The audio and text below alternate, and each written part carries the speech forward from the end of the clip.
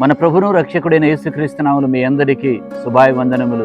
దేవుళ్ళరా, అదే కాలంలో దేవుడు మనకిచ్చిన వాక్య భాగము ద్వితీయోపదేశ కాండము 31వ అధ్యాయము 8వ వచనం. నీ ముందర నడుచువాడు యెహోవా, ఆయన నీకు తోడై ఉండును. ఆయన నిన్ను ఇడువడు, నిన్ను ఎడబాయడు. భయపడకుము, విస్మయమందుకుమని ఇశ్రాయేలు అందరి ఎదుట అతనితో చెప్పాను. ప్రియమైన దేవుని బిడ్డలారా, ఈ వాక్య భాగములు మనం చూస్తున్నాం. ఇశ్రాయేలును గురించి మరి మోషే ఒక నిశ్చయత కలగ చేయడానికి ఈ వాగ్దాన వాక్యాన్ని వారి ముందు ఉంచాడు. కనుక మీరు భయపడవద్దు, దేవుడు తోడై ఉన్నాడు, ఆయన మీ ముందర నడుస్తున్నాడు అని ఈ వాక్య భాగంలో మనం చూస్తున్నాం. కనుక నీ జీవితంలో నీ విశ్వాసానికి మూల స్తంభం ఏమిటంటే ఈ వాక్య భాగం. అనేక సమయాలలో ఒత్తిడి మధ్య మరి ఏమి చేయాలని దిక్కుదోసిన స్థితిలో ఉన్నప్పుడు మనం దేవుని యొక్క ప్రణాళికను, దేవుని యొక్క ఉద్దేశాలను, ఆయన ఉనికిని అనుమానిస్తాం.